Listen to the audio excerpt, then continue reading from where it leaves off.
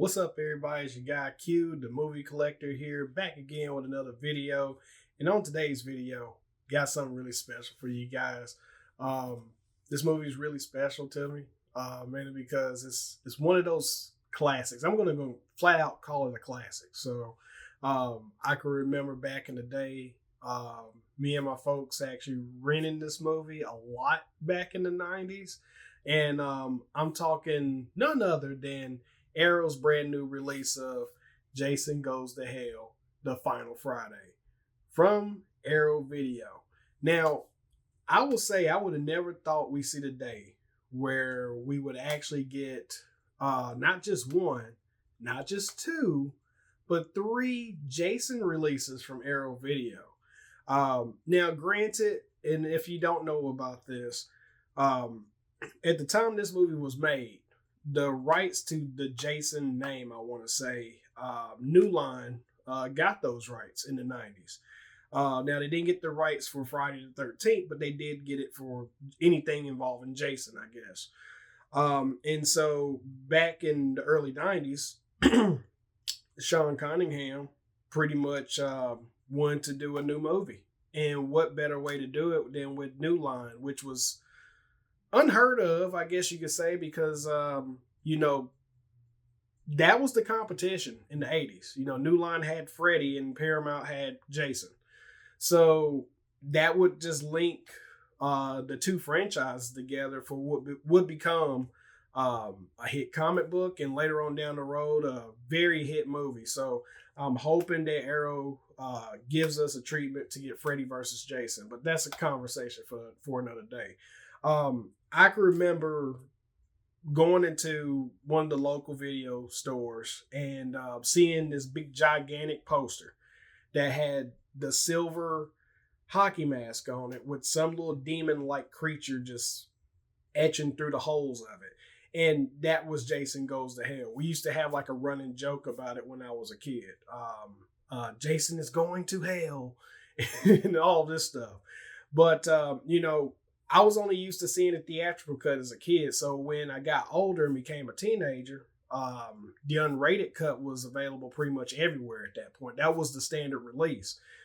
They came out with a DVD release of it that had all this extra footage. And then there's the infamous campfire scene where they're in a tent and yeah, rip. But anywho, so the movie was directed at the time by a very young Adam Marcus, which who had been around the industry for a minute at that time and was close friends with Sean Cunningham. This guy, or I'm gonna say kid at the time, very ambitious, to take a franchise like that and do what he did with it. Now, I know this movie gets a lot of love and hate throughout the horror community. I'm one of the ones that tend to lean towards the love side of it, just mainly because it retained the feeling of, I want to say, at least the very first four Friday the 13th movies. It still had that vibe, that really campy, originating vibe to it. And then you top it off with a brand new score from Harry Manfredini, who hasn't, at this time, who hadn't scored a Friday the 13th movie since part 6, which the score on it was phenomenal. So basically the way the movie goes, it starts off with an FBI agent. They're setting up a sting to track down Jason. Safely assured, they lure him into a trap and they blow him to smithereens. Well, all of his body parts get sent to the coroner's office, and all that's left that's active is just not active, but just he's left in literally pieces. And there's his brain that's just that's still pulsating, and the coroner eats the brain, and then he becomes possessed by the spirit of Jason. So then Jason goes through this rampage of switching bodies. I won't go it. You know how I do my reviews. I won't spoil it for anyone. Even I don't care how old the movie is. I won't spoil it for anyone. But I will say it was a very unique take on the story. It even introduced one of the things I really loved about this movie. No one ever talks about is that it expands on the story of Jason. his family origins. Even it even expanded that, which we never got that. All we knew at that point was that in the deleted scenes of part 6, or not a film scene anyway, that you find out Jason had a father named Elias. That's probably about as far as we got. We didn't hear anything else about the family other than his mom, because everyone knows Miss Voorhees was the person causing a lot of torment to the campsite over the years because of Jason drowning in the lake. But this movie expands on that, and I think they did a great job. Adam Marcus did some stuff with this film that no one else since has done. So I commend him a lot for it. I will say this is an absolute classic. And if you're a horror fan or even a fan of the Friday the 13th series, I highly suggest you check it out. Now, let's get into what Arrow actually did with this 4K. So if you have I think it's the Scream Factory box set, which I've got behind me, right behind Michael back there.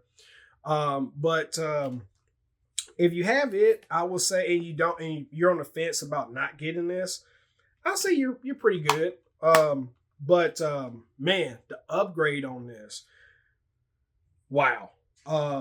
So what it says in here is that the original 35mm camera negative was scanned in 4K 16-bit resolution at Warner Brothers Motion Picture Imaging. A 35mm interpositive element was scanned in 4K at 16-bit resolution for the sections unique to the unrated cut. It says the film was restored in 4K resolution and color graded in Duplatec. This new restored master of Jason Goes to Hell, The Final Friday, has been approved by director Adam Marcus. So, with that being said, I will say this. The 4K looked great. Now, you know me, I'm going to lay it out on the line and say, no, it's not a reference horror film. That's not what this is.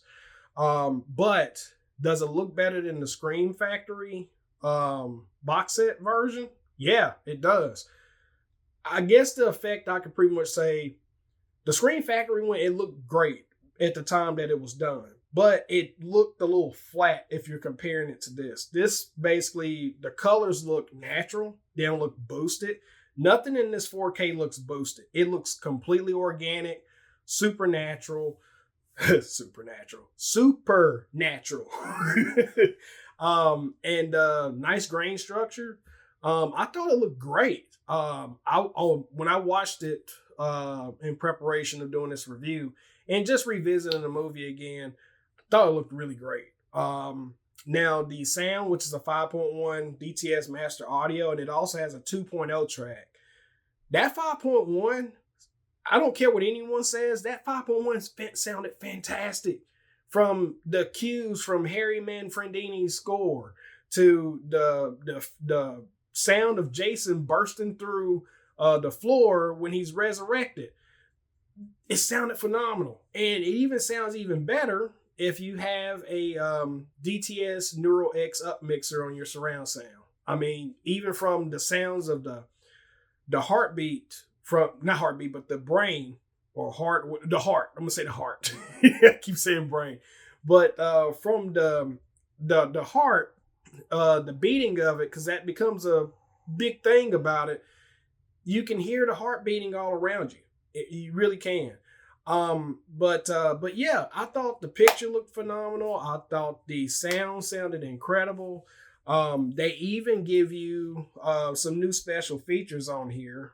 You've got you've got a Faces of Death, brand new interview with special makeup effects creator Robert Kurtzman, which he goes into detail about his experience working with Adam Marcus, and that this was the start of a huge friendship between the two. And they've been friends ever since. He talks about about the film being low budget, but they were super ambitious. And then there's also a new interview with Julie Michaels, which is the lady who played the FBI agent at the very beginning of the movie. She talks about her career. Not apparently, but she was. She was in Roadhouse. Roadhouse was her first gig. And she ended up not only just being an actress, but also working in stunt work. And she talked about how she hated doing horror films. She said no to horror films because she just found them creepy and she didn't want anything to do with them. But she felt like that Adam Marcus was very comforting to work with, and that she liked the team environment that she was with too.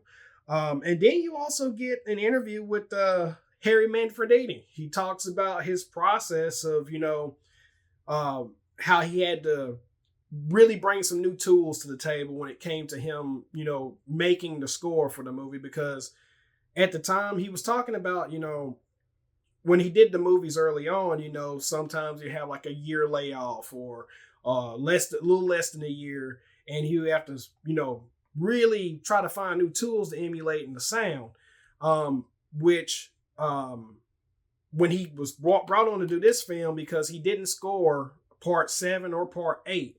And he said he had a lot of time in that time period to really get some new instruments and play around with some stuff. And, me personally, I found the more and more I watch this film, the more and more I like his score from this film than the others. But that's just my opinion. And then on top of that, you get pretty much everything else that was included on that Scream Factory release. So it's an awesome package. So you get this nice slipcover. And then you also get this really, really cool booklet. You get this really cool book. Now, I know some people are going to be really upset at the fact that they didn't do a chunky box set for this. But, man, they've got a lot of stuff in here. Look. I'm happy with it. You don't have to always have a chunky box. And then you get, they actually give you the theatrical cut as well as the unrated cut. Both on 4K discs. And as you see, I already reversed my slipcover here. But yeah, that's Jason Goes to Hell. I would say, honestly, I can't say even if you're not a fan, because there's people who really hate this movie. But if you're on the fence about it and you're a fan of the Friday the 13th series, a fan of Jason, I would say pick this up. This is worth the cop. 1,000% definitely pick this up. But other than that, that's all I got for you guys today. And if you guys like the review, as always, please like, comment, and subscribe to the channel. I definitely really, really do appreciate it. And once again, thank you guys so much for your support. And until next time, peace.